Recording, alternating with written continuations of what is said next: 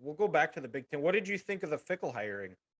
Because you talked was a little about how the Big Ten's got great coaches, which Harbaugh, Ryan Day, Rhule now, Fleck, uh, Kirk Ferentz, Jeff Brom, who seems to be a heck of a coach.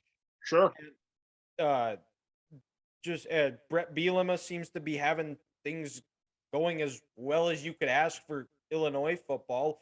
The, the coaching is very deep in the Big Ten. How do you think Fickle fits into that mix? Oh, I think he deepened that pool all the more. I mean, the guy's a winner. He knows the Big Ten footprint as well as anybody, having played for Ohio State, having coached at Ohio State as long as he did. I guess I was a little surprised that he left Cincinnati because he has it going there, and now they're going to the Big 12. Now it's a discount Big 12, especially once Texas and Oklahoma leave.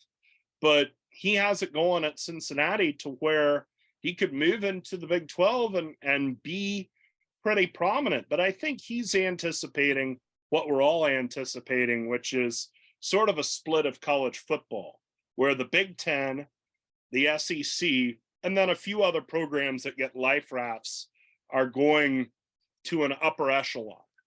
And I think Fickell's getting himself positioned for that, and at the expense of Cincinnati and the Big 12. And he's just a terrific football coach. He's built a very solid program at Cincinnati.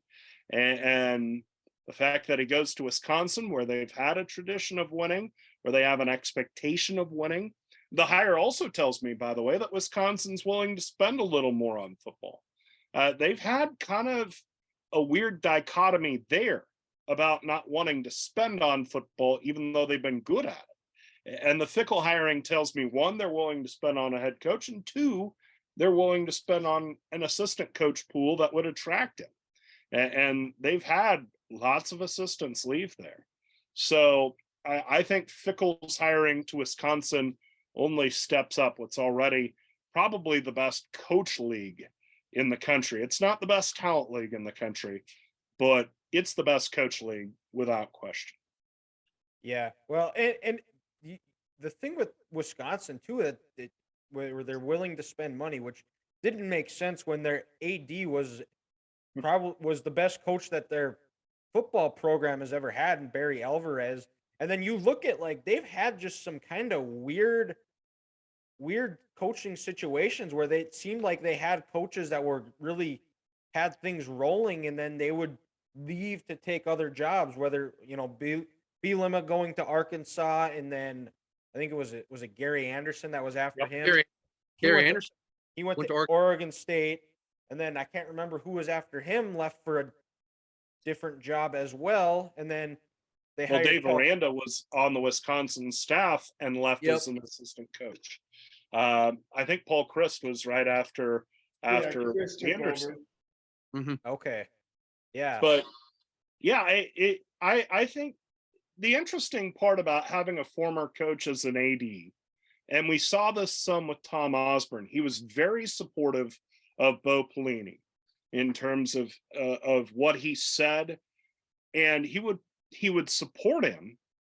But Osborne also had coached 15 years prior to when Bo Pelini had been hired, and the landscape of college football had changed a lot even from there. So I don't know, from a money standpoint, I don't know if everything Bo Pelini asked for, he got.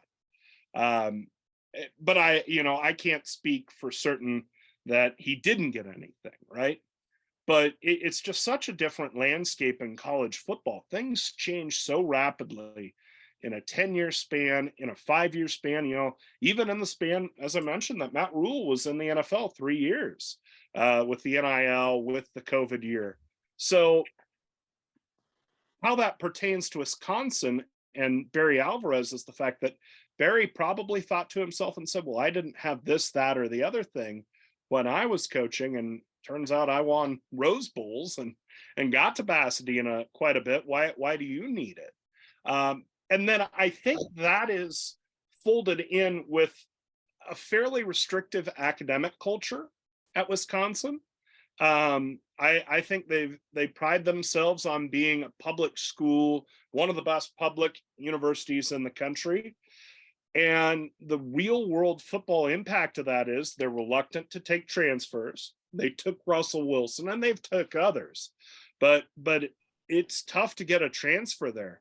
And they absolutely will not take a junior college guy there. It's rare to get a JUCO guy there. And so when you're at Wisconsin, you're already kind of fighting uphill because of the weather and being in the Big Ten. And then you're telling me I can't recruit JUCOs, and especially in the brave new world of college football, I can't take as many transfers as the other guy. Those are some restrictions. Those are some limitations. And, that I'm sure that's something Luke Fickell addressed when he talked with the Wisconsin administration. They have a new athletic director in Chris McIntosh. And, I wouldn't be surprised if he's pledged to be a little more aggressive and a little more permissive of Wisconsin using their resources to their full advantage to build a great football program. Did you see how much they gave as assistant pool? I did not, but I'm sure it was a big pile. 7.25. 7.25. Yeah.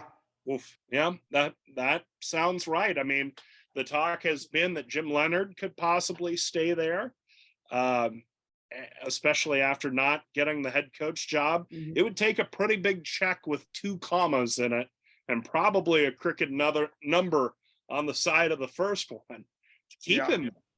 And I think Wisconsin's ponying up. We understand that college football, it's the arms race just got flipped into hyperdrive with the television contracts that are coming down for the Big Ten and the SEC, with the 12-team playoff.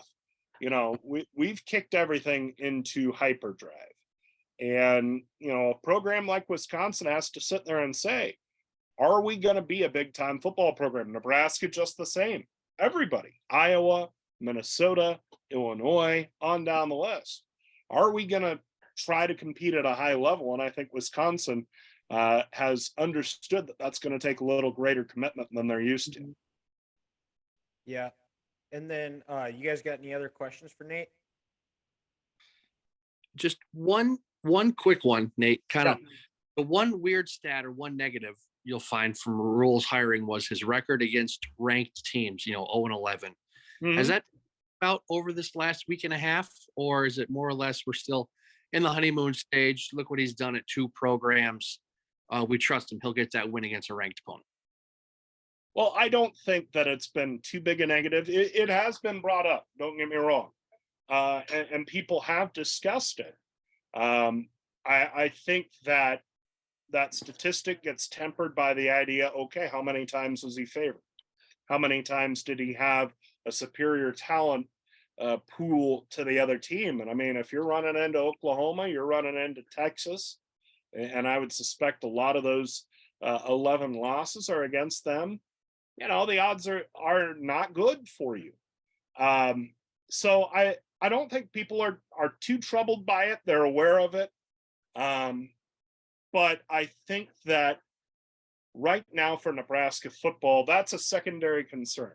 Job one is to win the games you're supposed to win. When you lose to a Georgia Southern, when you are the only win that a bad Northwestern team picks up, hey, I want to beat ranked opponents, but I definitely want to take care of Northwestern and Georgia Southern. And I have full confidence that Matt Rhule will do that. And then hopefully we're then in a position to be one of the top 25.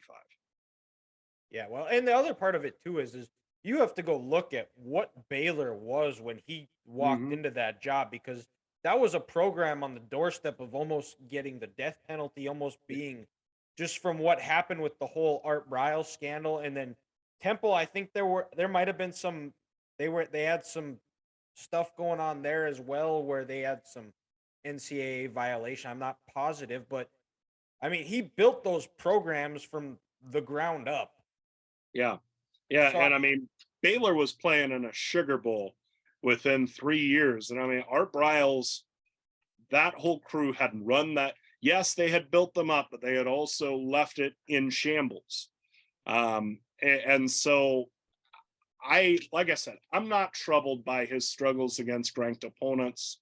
I think he'll get plenty of chances at Nebraska where he's on more equal footing. The fact that Baylor was able to step up to that height was pretty exciting. And we'll see what he can do now that he has the full complement of resources. Yeah. Mhm. And I got one more question before a little bit of a lighthearted one. Did you tick off any fan bases this year like you ticked off the Iowa fan base in 2021?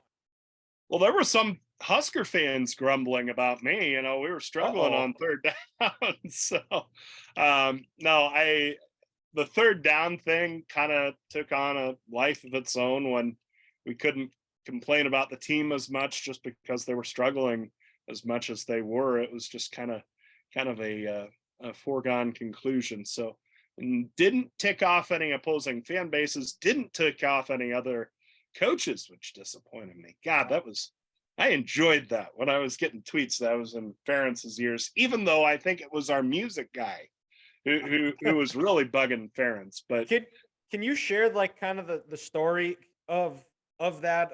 It was 2021, it was Nebraska, Sure. Iowa the day after Thanksgiving, and I'm going on Twitter and I'm seeing you liking tweets about Iowa complaining about.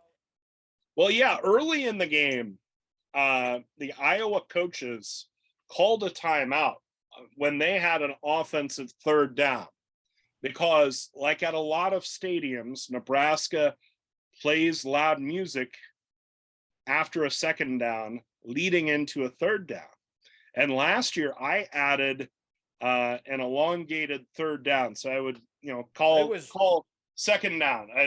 Second down play, ball carried by Spencer Petras, tackle made by Johnson, gain of 3 yards on the play. And then from the 28-yard line, it's 3rd and 8. And I would hold third as long as I could in some It was a situations. long time. I remember the Ohio State one sticks out in my mind where I remember you held it for, it was like, I didn't count, but it felt like it was like 20 seconds. Yeah, I would try to hold it. And meanwhile, our music guy is hitting big music. We're talking AC/DC. We're talking big guitars, loud as it can be. And we're pushing it. We're getting close.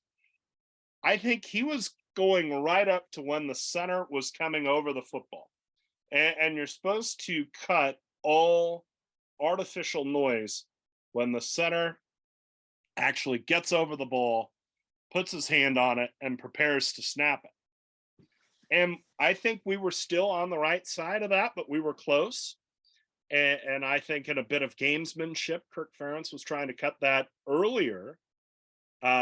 Remember, the year before, it had been a point of contention that Nebraska was being thrown off when they were on offense by Iowa's defense, giving disconcerting signals. And so I think we were trying to push third downs a little bit. Kirk was aware of that and came after us. And there was a sideline report that we heard, and I saw it on social media when he called that timeout with them on offense on third down, saying he was calling the timeout because there was too much noise in the stadium and too much artificial noise on third down. And me being a part of the effort, I took great pride and pleasure in that. Of course, Iowa ended up winning the game, so he got the last laugh. But as a PA guy, you feel like, well, I gotta do everything I can to help this thing out, and that was my meager effort.